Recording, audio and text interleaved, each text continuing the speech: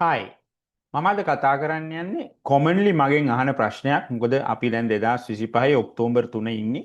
ඒතර කට්ටිය අහනවා කොහොමද එක්ස්පර්සෙන්ට්‍රි එකේ එහෙම නැත්නම් කැටගරි බේස්ඩ් එකේ අනාගතය වෙන්නේ? කොහොමද ඒගොල්ලන්ගේ ප්ලෑන් එක ගෙනියන්න ඕනේ PR එක ගන්න? ඒගොල්ලෝ එක්ස්පර්සෙන්ට්‍රි එක බලාගෙන ඉන්නේ කොහොමද? එහෙම නැත්නම් කැටගරි බේස්ඩ් වගේ එකකට යොමු වෙන්න ඕනේද?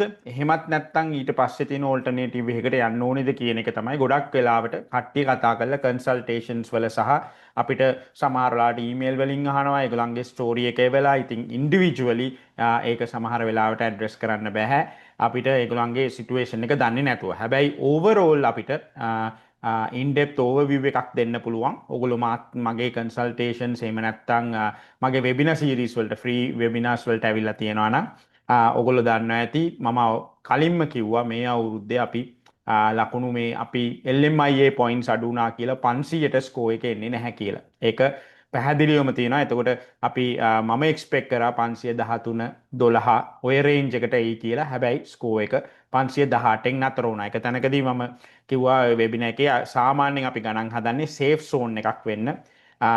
කලින් අවුරුද්දේ අවම ස්කෝර් එකට 10ක් එකතු කළා කියලා. ඒතර ගිය අවුරුද්දේ අවම ස්කෝර් එක අගෝස්තු 27 2024 අගෝස්තු 27 තිබ්බ ඩ්‍රෝ එකේ 507යි ගියේ. ඒකට 10ක් එකතු කරනම් 517යි. මේ අවුරුද්දේ අඩුම ඉලක්කම 518යි උනේ. එතකොට දැන් ස්කෝර් එක 534ට ගිහිල්ලා තියෙනවා.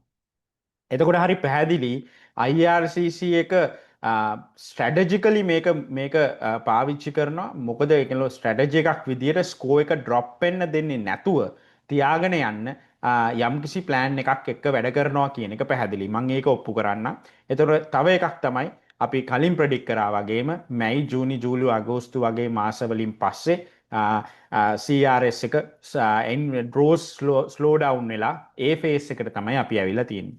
මේ කිසිම දෙයක් කියන්නේ ඒ කියන්නේ මම IRCC ඉන්සයිඩ් ඉන්ෆර්මේෂන් දැනගෙනවත් ක්‍රිස්ටල් බෝල් එකක්වත් අතේ තියාගෙන නෙවෙයි අපි දාන කලින් අවුරුදු වෙච්ච දේවල් ඇනලයිස් කරලා. ඉතින් මම මේ වෙලාවේ ඕගලන්ටත් ඒක පෙන්වන්නම්. ඒතර ඕගලන්ටත් ඕගලන්ගේ ප්ලෑන් එකක් හදාගන්න පුළුවන්.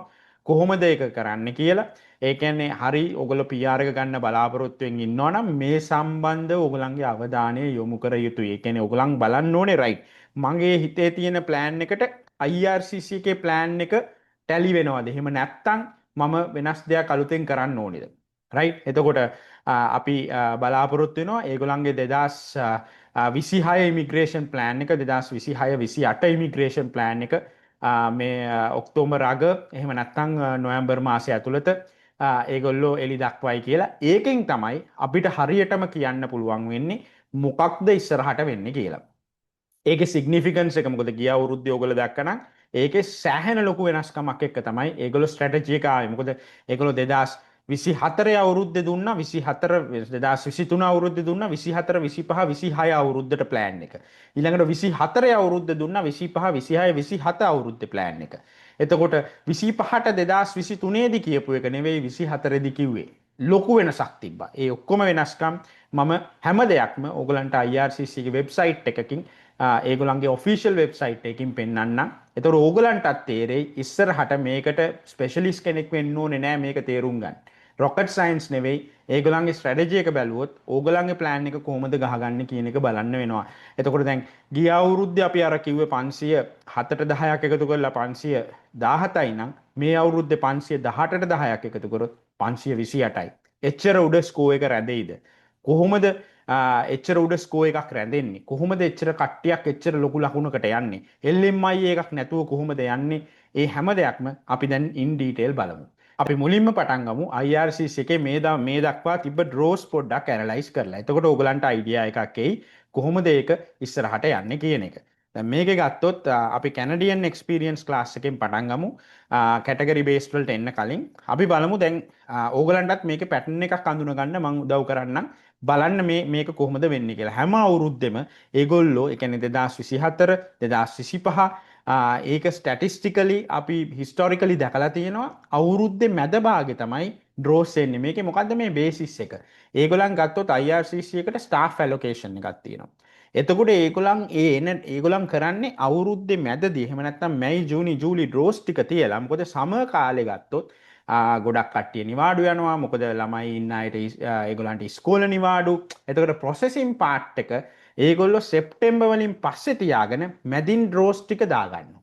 එතකොට සෙප්ටෙම්බර් වලට ඔක්කොම ෆුල් ස්ටාෆ් එක රිටර්න් වෙනකොට ඒගොල්ලෝ ගාව ඇප්ලිකේෂන් ගොඩක් තියෙනවා. එතකොට ඒගොල්ලෝ කරන්නේ ඒ ඇප්ලිකේෂන් ගොඩ සෙප්ටෙම්බර් ඉඳන් ඊළඟ අවුරුද්දේ අප්‍රේල් වෙනකම් ඔක්කොම වගේ ප්‍රොසෙස් කරලා ඉවර කරගන්න ප්ලෑන් එකක් එක්ක තමයි ඒගොල්ලෝ එන්නේ. ඒකත් එක්ක තමයි ඔය ඩ්‍රෝස් වල අපි දකින්නේ ඒ කියන්නේ මැදින් චූටි ඩ්‍රෝස් කියාට අර සිග්නිෆිකන්ට් බල්ක් එක තියන්නේ මැයි ඉඳන් සෙප්ටෙම්බර් වෙනකම්. අපි බලමු ඒක කොහොමද අපි ගිය අවුරුද්දට සාපේක්ෂව මොකද වෙලා තියෙන්නේ කියලා. ගිය අවුරුද්දේ ගත්තොත් ඔයගලන් බලන්න පළවෙනි ඩ්‍රෝ එක පටන් ගන්න මැයි 31. රයිට්? ඊළඟට ජුලි වල තියෙනවා දෙකක්. අගෝස්තු වල දෙකක්. සැප්තැම්බර් වල එකයි. එතකොට අර මං කිව්ව පැටර්න් එක හරි පැහැදිලි. මැයි ජූනි ජූලි අගෝස්තු තමයි ඒගොල්ලන්ගේ මේන් කන්සර්න් එක විදියට ඒගොල්ලෝ මේන් පීරියඩ් එකක් තියාගන්නේ ඉන්විටේෂන් දෙන්න. මේකේ ඩ්‍රෝ සයිස් බැලුවොත් බලන්න ජුලි වල 6300යි ජුලි 17 ජුලි 31 5000යි අගෝස්තු 14 27 3200 3300 විදියට අරගෙන තියෙනවා. ඉතින් ඒගොල්ලෝ ලොකු ප්‍රමාණයක් මෙන්න මේ මං කිව්ව වින්ඩෝ එකේ තමයි ඉන්විටේෂන් එක දීලා තියෙන්නේ. එතකොට හරි පැහැදිලි ඒගොල්ලන් ස්ට්‍රැටජිකලි මේක හැන්ඩල් කරනවා. මේ කියන්නේ මේකෙදි ගත්තොත් අපි පීරියඩ්ස් විදියට ගත්තොත් ජුලයි 17 ඉඳන් 31ට හරියටම දවස් 14යි. 31 ඉඳන් අගෝස්තු 14 හරියටම දවස් 14යි. ඊළඟට අගෝස්තු 27ට හරියටම දවස් 13යි. ඊට පස්සේ මෙතන පොඩි ගැප් එකක් තියලා 4000ක් ගන්නවා. අන්න ඒක ගත්තට පස්සේ සෙප්ටෙම්බර් වලින් පස්සේ බලන්න ඩ්‍රෝ සයිස් එක බලාගෙන ඉද්දි අඩු වෙනවා. 500ට 400ට වැටෙනවා ඩ්‍රෝ සයිස් එක බලන් ඉද්දි. ඊට පස්සේ ඕක කොහොම තියලා ගිය අවුරුද්දෙත් ඒ කියන්නේ මේ අවුරුද්දේ ගත්තොත් ඒගොල්ලෝ ජනවරි පෙබ්‍රවරි වල යම්කිසි ඩ්‍රෝස් ප්‍රමාණයක් තියෙනවා. හැබැයි තියලා එකපාරට සයිලන්ට් යනවා. මොකද ඒගොල්ලන්ට ඒක ප්‍රොසෙස් කරලා ඉවර කරගන්න ඕනේ හින්දා තව ටිකක් ඇතුලේ කට්ටියට පූල් එකට ගන්න කලින්. ඉතින් ඒගොල්ලෝ මොකද්ද කරන්නේ? මැයි වල පොඩි නිකන් 500ක ඩ්‍රෝ එකක් තියෙනවා. හැබැයි ඇක්චුවල් ඩ්‍රෝස් පටන් ගන්නෙ ලොකු ප්‍රමාණයකින් යන්න ජූන් ජුලයි වල තමයි. එතකොට ඔයාගොල්ලෝ බැලුවොත් ජූන් ජුලයි වල ඒගොල්ලෝ 3003ක් ගන්නවා. එතකොට ඒගොල්ලෝ 3003ක් අරගෙන ඉස්සරහට ස්ට්‍රැටජිකලි ඒගොල්ලෝ ඒක හැන්ඩල් කරනවා. ඊට පස්සේ දැන් මෙතන තමයි මම අර කියන පොයින්ට් එක. දැන් ලකුණු බලන්න 518ට එනවා ජුලි මාසේ 8 වෙනිදාට. හරි. එතකොට මේ ටිකේ අපි ગેප් එක බැලුවොත් මෙතන දවස් 14යි මෙතනත් ඇත්තටම දවස් 14ක වගේ ප්‍රමාණයක් ඊට අඩු ප්‍රමාණයක් තමයි ඒගොල්ලෝ තියාගෙන යන්නේ. එහෙනම් 518ට වැටිච්ච වෙලේ තව එක ඩ්‍රෝ එකක් තිබ්බනම් මේක 516ට 17ට වැටෙන එක වළක්වෙන්න බෑ. ඒ කියන්නේ ඒක අනිවාර්යයෙන්ම වෙනවා. එතකොට ඒගොල්ලෝ බලන්නේ ඊට පස්සේ 1000 කැලි 3ක් අරන් තියෙනවා. ඒ කියන්නේ ඒගොල්ලන්ට මේ අවුරුද්දට 3000 කැපැසිටි එකක් ඔළුවේ තිබ්බා. එහෙනම් ඒගොල්ලන්ට තිබ්බනේ මේ 3000 මේ 518 ඒ කියන්නේ ජුලි 8 තියෙනකොට ජුලි 22 අදින්න ඩ්‍රෝ එකක්. ජුලි 22 ඩ්‍රෝ එකක් ඇද්දනම් බලන් ඉන්නකොට ස්කෝ එක 516ට 17ට වැටෙනවා. අයි ඒගොල්ලෝ ඒක කරේ නැත්තේ ඒගොල්ලන්ට ඕනේ මේ ස්කෝ එක පොඩ්ඩක් උඩින් තියාගන්න. ඒකයි පොඩි 1000 කැලි වලට කඩලා තිබ්බේ. නැත්තම් මේ කැපැසිටි එක එවෙලේ දුන්නා නම් ස්කෝ එක ඩ්‍රොප් වෙනවා. හැබැයි ඒගොල්ලන්ට ඩෙලිබරේට්ලි ඒගොල්ලෝ කරනවා දෙයක් මේ ස්කෝ එක දැන් පොඩ්ඩක් උඩින් තියාගන්න.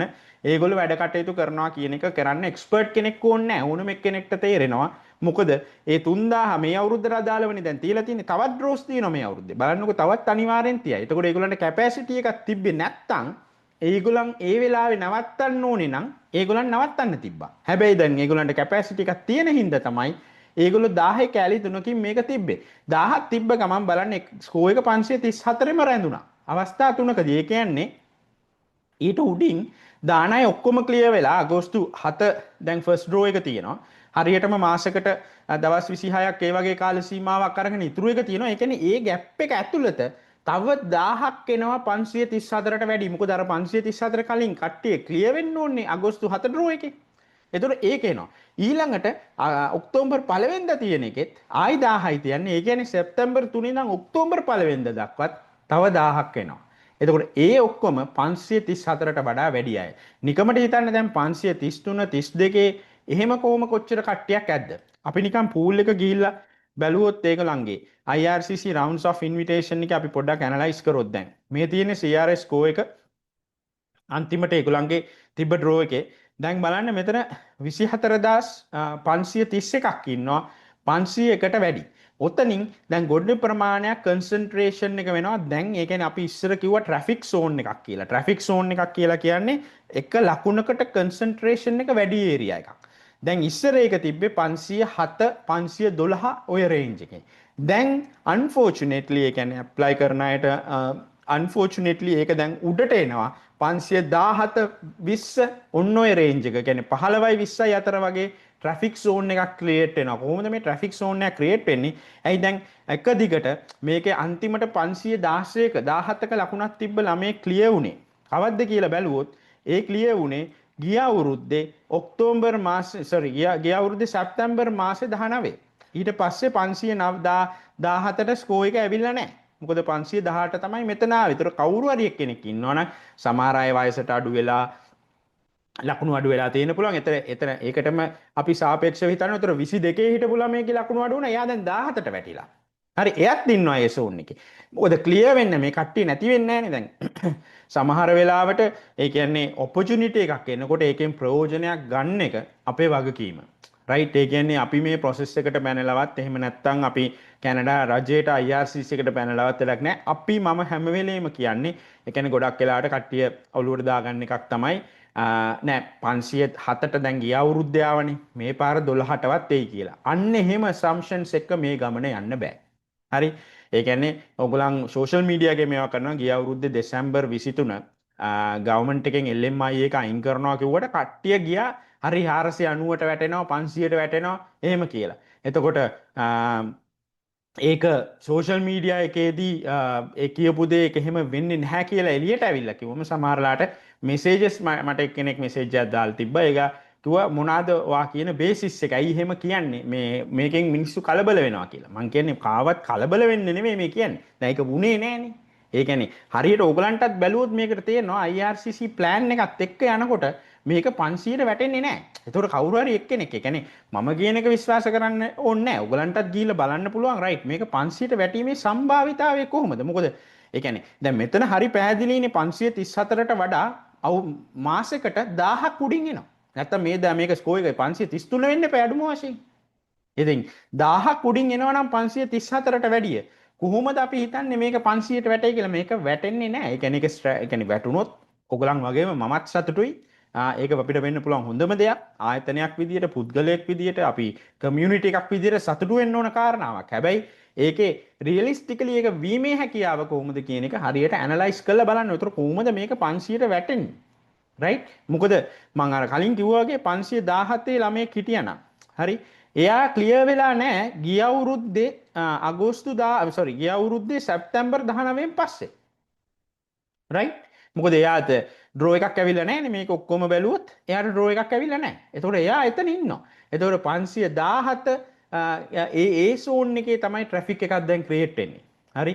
සමහර වෙලාවට ඒ කියන්නේ මම මේකේ දෙන්න හදන පණිවිඩය තමයි ඒ කියන්නේ ආදරෙන් කියන්නේ තරහෙන් නෙවෙයි. ආදරෙන් කියන්නේ ඕගලන්ට හැකියාවක් තියෙනවා නම් මොකක් හරි ලකුණක් ඉම්ප්‍රූව් කරගන්න ඕගොල්ලෝ කැටගරි බේස් බලන්නේ නැත්තම් ඕගොල්ලෝ 515 නම් ඉන්නේ 16 නම් ඉන්නේ 14 නම් ඉන්නේ ඒ ලකුණ උඩට දාගන්න පුළුවන් උපරිමේ කරන්න.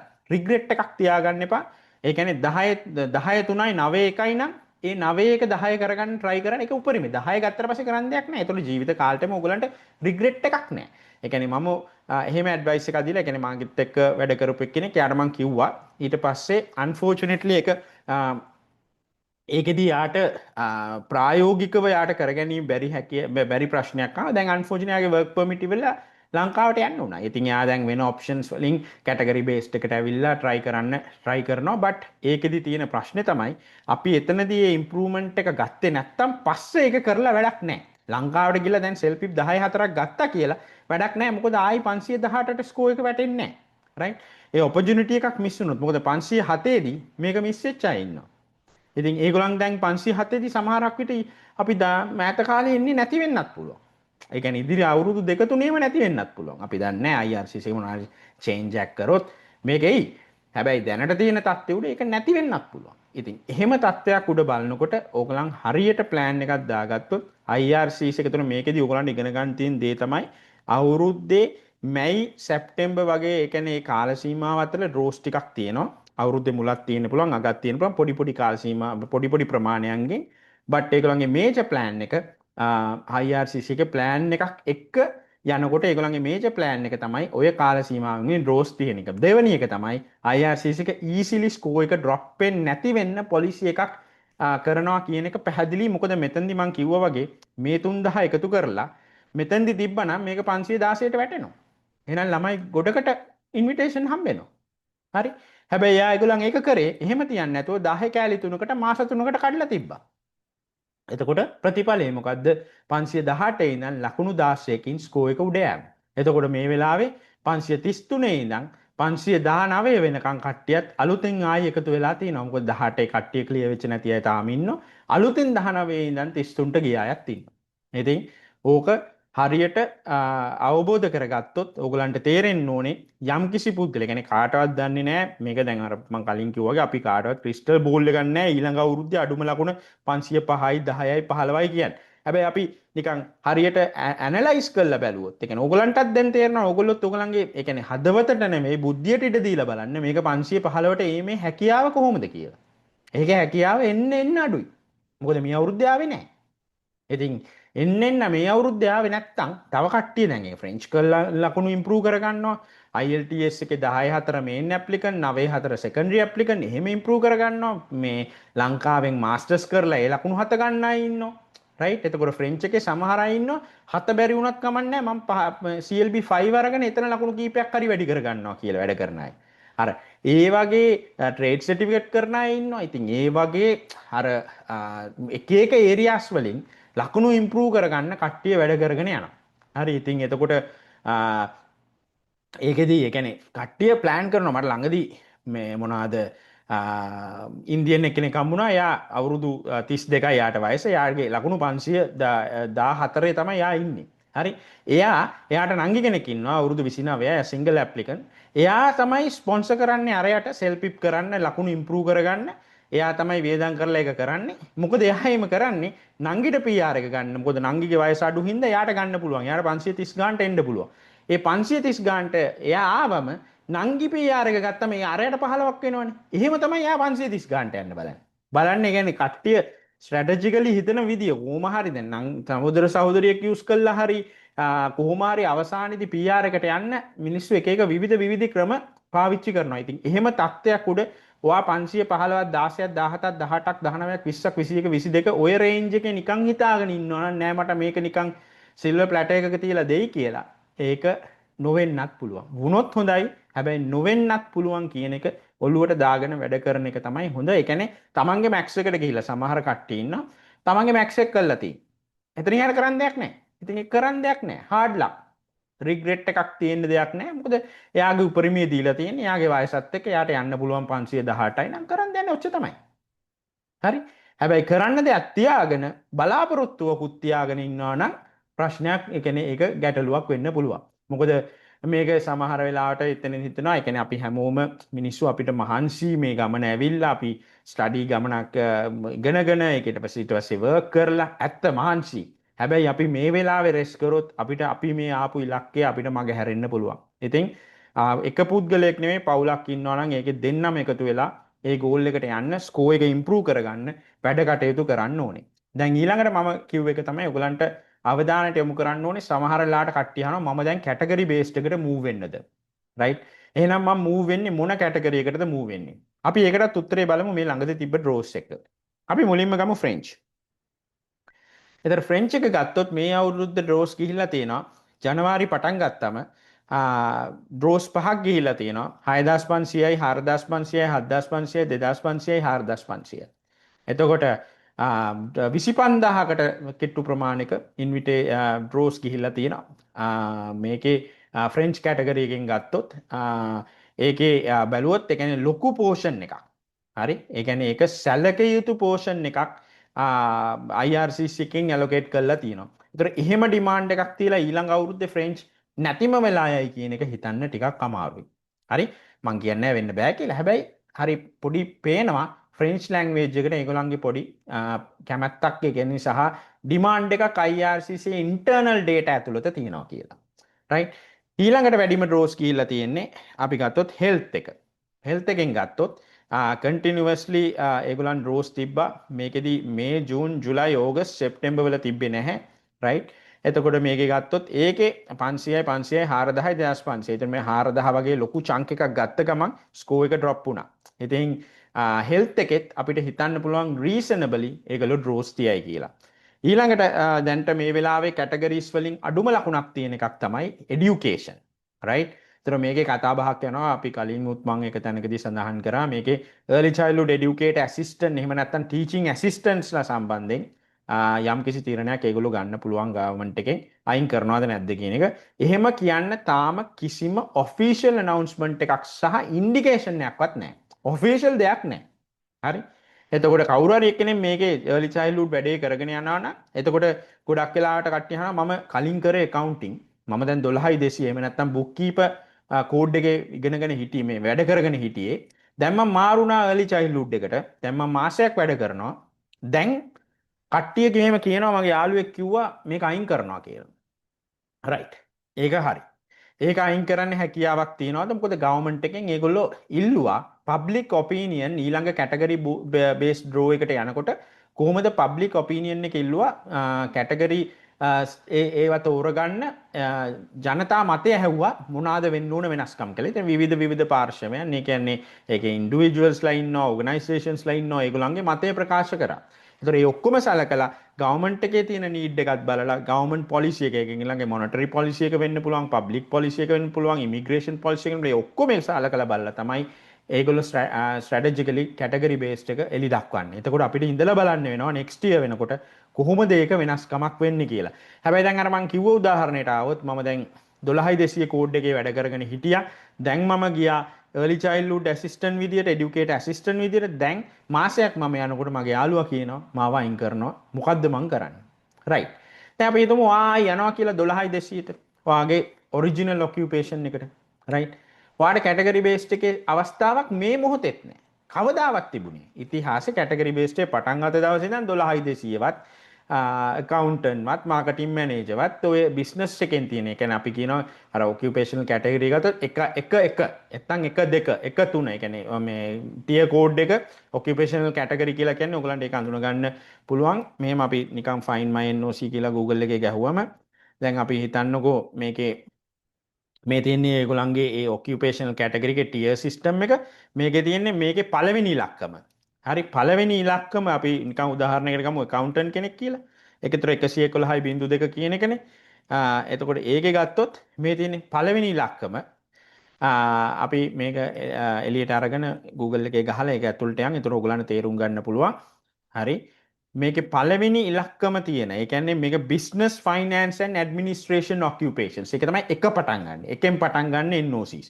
ඒවට අර IRCC එකේ category based එකෙන් ඉඩක් ආවේ නැහැ. මේ දක්වා. ඉතින් ඒකෙන් හින්දා ඔයා දැන් අඩුම තරමේ දැන් හරි ඉන්නවා category based එකේ education category එකේ 422යි 0.2 කියන NOC එක. මේ තියෙන්නේ education category එකේ 422.2 කියන එකේ ඔයා දැන්ට හරි ඉන්නවා. ඒක ඉස්සරහට වෙනස් වෙයිද?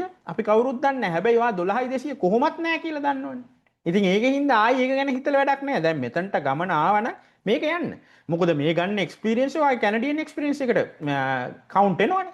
12000න් ගත්තත් 422.2 ගත්තත් දෙකම tier 2. එතකොට කැනඩියන් එක්ස්පීරියන්ස් කවුන්ට් වෙනවා. මේකෙන් ඔයා 12200 හිටපු නැති ඇඩිෂනල් chance එකක් තමයි ඇති වෙලා තියෙන්නේ. ඒක සමහරක් විතර නැති වෙන්න පුළුවන්. හරි. එතකොට අලුතෙන්ම කවුරු හරි එන්න බලනවා නම් එයා හිතලා බලන එක හරි. හැබැයි කවුරුත් ආපු එක්කෙනෙක් ඉන්නවා නම් එයා ඒ ගැන හිතන්නේ නැතුව එයා ගමන යන්න මොකද වැරදිලා හරි අයින් කරේ නැතුව ඩ්‍රෝ එකක් තිබ්බොත්. මොකද ඔයාට chance එකක් එන්න පුළුවන්. එතකොට ඒකෙන්ද ඔයා අනිවාර්යෙන්ම මේක ඒ ඔප්ෂන් එකට යන්න ඒක කන්ටිනියු කරගෙන යන්න වෙනවා. හෙල්ත් වගේ එකකට මාරු වෙනවා නම් මොකද අපි දැන් බැලුවා වගේ හෙල්ත් එකේ ඩ්‍රෝස් ඒ කියන්නේ 7500ක් හෙල්ත් එකේ යනකොට එඩියුකේෂන් එකෙන් 3500යි ගියේ. එතකොට මේ අවුරුද්දේ IRCC එකට හෙල්ත් අය තමයි ඕනේ එඩියුකේෂන් අයට වඩා. ඒක පැහැදිලි. ඉතින් එන අවුරුද්දේ ඒක කොහොම වෙයිද කියන්නේ අපි දන්නේ නැහැ. ඒගොල්ලන් ප්ලෑන් එකේ ඉඳලා බලන්න. එතකොට අනිත් වෙලාවට කට්ටිය තව අහන කට්ටිය ප්‍රශ්නයක් තමයි ෆයිනලි මම ඔයගලන්ට කියන්න යන්නේ කොහොමද මට දැන් මෙහෙම ප්‍රශ්නයක් තියෙනවා මම දැන් ප්‍රොවින්ස් එක මාරු කරන්නද? රයිට්? මම යන්නද සස්කැචුවාන් යන්නද? මම නෝවා ස්කෝෂියා යන්නද? මම බ්‍රිටිෂ් කොලම්බියා යන්නද? ඇල්බර්ටා යන්නද මම ඉන්න ප්‍රොවින්ස් එක මාරු කරොත් මට ප්‍රශ්නෙට උත්තරයක් තියෙනවා. ඒකට හරි කල්පනාවෙන් බලලා උත්තර දෙන්න ඕනේ. මොකද අපි ඒකට මේ වෙලාවේ නෙවෙයි කවුරු හරි මූව් එකක් ගන්නවා නම් හේතු දෙකක් තියෙනවා. එකක් තමයි අපිට මේ මොහොතේ කියන්නේ ඔක්තෝබර් 3 වෙනිදා අද අපි මේ වගේ ඩිසිෂන් එකක් ගන්නවා නම් මං කියන්නේ පොඩ්ඩක් ඒක හෝල් කරන්න. ඇයි මේ හෝල් කරන්න කියලා කියන්නේ. මොකද IRCC එකෙන් ඉස්සරහට ඒගොල්ලන්ගේ ප්ලෑන් එක එලි දක්වනවා. දැන් මේ ප්ලෑන් එක කොහොමද අපි බලාගන්නේ? කවදද මේක එලි දක්වන්නේ? ඒ කියන්නේ එතකොට ඒකේ ඉන්ඩිකේෂන් එක ගන්න. අපි බලමු 2020 අපි පටන් ගමු 2024 26 ඉමිග්‍රේෂන් ප්ලෑන් එකේ. මේ දෙන්නේ 2024 26 ඉමිග්‍රේෂන් ප්ලෑන් එක. මේක එලි දැක්ුවේ නොවැම්බර් මාසේ පළවෙනිදා 2023. රයිට්? ඊළඟට ඔයත් එක්කම අපි බලමු 2025 27 ඉමිග්‍රේෂන් ප්ලෑන් එක. රයිට්? එතකොට මේක එලි දැක්ුවේ ඔක්තෝබර් මාසේ 24. ඒ කියන්නේ සාමාන්‍යයෙන් ඔක්තෝබර් අග එහෙම නැත්නම් නොවැම්බර් මුල තමයි මේ දක්වා ඒගොල්ලන් මේක එලි දක්වන්නේ. කියන්නේ එන අවුරුද්දට අදාළ ප්ලෑන් එක කියන්නේ. එතකොට මේ ප්ලෑන් එක බලලා තමයි අර ස්ට්‍රැටජිකල් මූව්ස් ගන්න. ඒ කියන්නේ අපි දැන් ඒ කියන්නේ සමහර වෙලාවට මේ අවුරුද්දේ මුල තිබ්බ මගේ වෙබිනා එකත් මම කිව්වා PNP අයට හොඳ කාලයක් නෙවෙයි එන්න යන්නේ. ඒක කිව්වේ මේ ඒ කියන්නේ ක්‍රිස්ටල් බෝල් එකකින් නෙමෙයි මේක ඒ ස්ටැට් එක එලි දක්වලා තිබ්බේ. මොකද ඒගොල්ලෝ බලන්න 2024 මේක 2024 දුන්න ප්ලෑන් එක 2024 26ට. ඒතකොට 2025 අවුරුද්දත් ඇතුළුව නොවැම්බර් 1 වෙනිදා දුන්න ප්ලෑන් එකේ බලන්න PNP අයට 2025 අවුරුද්දට ඒගොල්ලෝ ඇලොකේට් කරනවා 1,20,000. ඒගොල්ලෝ ඇලොකේට් කරපු ගාන. එතකොට 2024 ඔක්තෝබර් වල කියනවා ඒගොල්ලෝ 2025ට අදාළව ඒගොල්ලෝ ඇවිල්ලා කියනවා නෑ අපි එහෙම ඇලොකේට් කරාට අපි දෙන්න යන්නේ දැන් 55,000යි. 150කටත් වැඩියෙන් අර 1,20,000න් කට් කරා. එතකොට ඉතින් ස්පෙෂලිස්ට් කෙනෙක් ඕනේ නෑනේ PNP වැඩිය මේ අවුරුද්දේ යන්නේ නෑ කියලා කියන්නේ. ඒක ඕනම එක්කෙනෙක්ට තේරෙන්න ඕනේ. මොකද ඔන්ටේරියෝ වලට 21,500ක් තිබ්බයට හම්බෙන්නේ 10,000යි. 8,200ක් තිබ්බ BCට හම්බෙන්නේ 4,000යි. ඉතින් එහෙම හම්බුනාම දැන් BC ගත්තොත් බ්‍රිටිෂ් කොලම්බියා. ඕගොල්ලෝ ගිහිල්ලා ඩ්‍රෝස් බැලුවොත් මේ අවුරුද්දේ ඩ්‍රෝස් තියන්න බැරි තැනකට ඇවිල්ලා තියෙන්නේ. ඊයේ ඔක්තෝබර් 2 වෙනිදා ගියා ඩ්‍රෝ එකක්. ඒක තමයි මට හිතෙන විදිහට ගිය සිග්නිෆිකන්ට් ඩ්‍රෝ එක. දැන් ආයි පොඩ්ඩක් ඒගොල්ලෝ ඒ ඩ්‍රෝස් තියාගෙන ඒ තැනට එනවා. මොකද ඒකට හේතුව ගිය අවුරුද්දේ 8,200ක් දෙන්න පුළුවන් කියලා හිතලා ඒගොල්ලෝ නොමිනේෂන් ඉෂුව කරලා වැඩේ ආව. හැබැයි මේ අවුරුද්දේ ගවර්න්මන්ට් එක නෑ ඔයගොල්ලන්ට 4,000යි දෙන්නේ. ඉතින් කොහොමද ඒගොල්ලෝ ඩ්‍රෝස් තියන්නේ? අර කට්ටිය ක්ලියර් කරලා ඉන්න එපයි මේ අලුතෙන් කට්ටිය ගන්න කලින්. ඉතින් ඒක common sense. ඒ කියන්නේ BC provincial government එකට option එකක් නෑ. ආයි දෙන්න බෑ 8,000ක්. මොකද දෙන්න 4,000යි තියෙන්නේ. ඒ වගේම ගිය අවුරුද්දේ දුන්න 8,000ක් දැන් මේ අවුරුද්දේ 4,000කට සීමා වෙනකොට ඒගොල්ලෝ ඒක balance out කරගෙන යම් තැනකට ගේන්න ඕනේ. ඉතින් ඒක common sense. අර ඒ වගේ ඕගොල්ලෝ යම් කිසි move එකක් ගන්න ඉන්නවා නම් මේ plan එක බලලා යන්න. මොකද ඒක බලන්න නැතුව මොකද හිතන්නකෝ මේ 55,000 90,000කට නැත්තම් ලක්ෂයකට ආයි වැඩි කරා කියලා. අන්න එතකොට ආයි අපිට පොඩ්ඩක් hope එකක් තියෙනවා PNP පැත්තෙන්. ලොකු hope එකක්. හැබැයි මේ 55,000 මේ විදියට හෝ ඊට වඩා 5,000ක් හරි අඩු කරොත් දැන් ඊළඟ පාර ඒගොල්ලන් කියන්නේ මේකේ අනුවත් 55,000යි කියලා. right? ඉතින් අනික ඒකේ තියාගන්න ඕනේ ඒගොල්ලෝ low figure එක තියන් ඉන්නවා 20000ට. හරිම භයානක තත්ත්වයක්. මොකද low figure එක 20 low range එක 25ට 20000ට ගෙනාවා කියන්නේ 20000න් නවත්තන්නත් පුළුවන්. high range එක 65,000යි. ලොකු ප්‍රමාණයක් නෑ. ඒ කියන්නේ තියෙන එකෙන් drop එක low range එකට ඉඩ තියාගෙන තියෙන්නේ. මොකද දැන් සාමාන්‍ය උතන 55,000 අපි හිතමු අතන 80,000යි කියලා. ඒ කියන්නේ high එකකුත් යන්න පුළුවන්. high එක 65ට තියාගෙන low එක 20000ට තියාගන්න. එතකොට strategically බැලුවොත් ඒගොල්ලෝ අඩු වෙන පැත්තට තමයි ඉඩ තියාගෙන තියෙන්නේ. වැඩි වෙන පැත්තට නෙවෙයි. ඉතින් ඒකින්ද කවුරු හරි මේ මොහොතේ කියන්නේ වින්ටර් එක හින්දා සෙටල් වෙන්නත් ඔය සමහර ප්‍රොවින්සස් වල ඇල්බර්ටා මැනිටෝබා වගේ අමාරුයි. ඒකත් එක හේතුවක්. පළවෙනිම හේතුව වෙන්නේ ඕගලන්ට එඩියුකේටඩ් මූව් එකක්. එහෙම නැත්නම් අපි කියනවා කැල්කියුලේටඩ් රිස්ක් එකක් ගන්න බැරි වෙනවා. මේක අපි ඊළඟ අවුරුද්දට වෙන්නේ මොකද්ද කියලා දන්නේ නැතුව. මොකද අපිට ප්‍රෙඩික්ට් කළා තමයි නිකන් අපි හෝප් එකක් විදිහට තියාගෙන ඉස්සරහට ගිහිල්ලා තමයි බලන්න වෙන්නේ. එහෙම නැතුව හරියට ඇනලයිස් කරලා ගන්නවා නම් ඇනලයිස් කරන්න ඩේටා එක ඕගොල්ලෝ ගාවත් මං ගාවත් කා ගාවත් නැහැ. ඒ කියන්නේ ඇනලයිස් කරන කාටවත් ඒ ඩේටා එක තාම නැහැ. ඉතින් මේ ඩේටා එක ආවට පස්සේ තමයි අපිට බලන්න පුළුවන් ඒගොල්ලන්ගේ 2026 to 2028 plan එකේදී කොහොමද ඒගොල්ලෝ PNP එකට දෙන්නේ? ඉන් කැනඩා ફોකස් එකට තව බර වැඩි කරලා තියනවාද අඩු කරලා තියනවාද? ෆෙඩරල් බිස්නස් එකට මොන හරි දීලා තියනවාද? ඒගොල්ලන්ගේ ෆෙඩරල් ඉකොනොමික් ප්‍රයොරිටිස් මොනවද කරන්න යන්නේ? ඒකත් තව වැදගත්ම ඉලක්කමක්. මොකද කෙයා ගිව වගේ ප්‍රෝග්‍රෑම් එකක ඉස්සරහ නම්බ එක අපිට බලා ගන්න වෙන්නේ මේ 2027ට. මොකද කෙයා ගිව ප්‍රෝග්‍රෑම් එකට ඕගොල්ලන් ගිහිල්ලා බැලුවොත් ඒගොල්ලන්ගේ මේකේ ඒ කියන්නේ ඔෆිෂියල් announcement එකෙත් ඒගොල්ලෝ කිව්වා as a part of the 2024 2026 immigration level plan එකේ තමයි ඒගොල්ලෝ 15000ක් දෙනවා කියලා මේ උනේ. එතකොට 27 දී 28 දී මොකද්ද වෙන්නේ කියන එක අපිට බලා ගන්න වෙන්නේ මේ අලුත් plan එක ආවට පස්සේ. ඉතින් ඕකෙන් තමයි කියන්න තියෙන්නේ සමරි එකක් විදියට කිව්වොත් දවදුරටත් 515 safe CRS score එකක් නෙවෙයි. Unfortunately ඒක safe නෑ. ඒක improve කරගන්න මොන හරි කරන්න බලන්න ඕනේ. ඒ කියන්නේ 20 safe ද කියලා ඇහුවොත් ඒකටත් උත්තරේ දෙන්න වෙන්නේ මොකද අර strategic විදිහට අඩුම ලකුණට 10ක විතර 528ට යනවා. ඒ කියන්නේ ඉතින් මං හිතන්නේ 528 රැඳේ කියලා මේ වගේ මං අතනින් පහක් වගේ මට 523 20 රේන්ජ් එකට ඊළඟ අවුරුද්දේ එන එක හිතා ගන්න පුළුවන්. හැබැයි 518ට 515ට 500ට නම් එන්නේ නැහැ කියන එක ඉතින් මං හිතන්නේ ඕගොල්ලන්ුත් පිළිගන්නේ. හැබැයි සාමාන්‍ය මගේ දැනුම අනුව මේක 515ට එන්න නම් significant row size වලින් continuous rows පහක් යන්න ඕනේ. ඒ කියන්නේ significant rows කියන්නේ මොනවද? 3000 හෝ ඊට වඩා continuous rows පහක් යන්න ඕනේ සති දෙකෙන් දෙකට. එහෙම ගියේ නැති වුණ ගමන් මේක ආයි උඩ යනවා. right? ඉතින් එහෙම එකක් IRCC එක තියයිද කියලා අපි හැමෝම බලාගෙන ඉමු.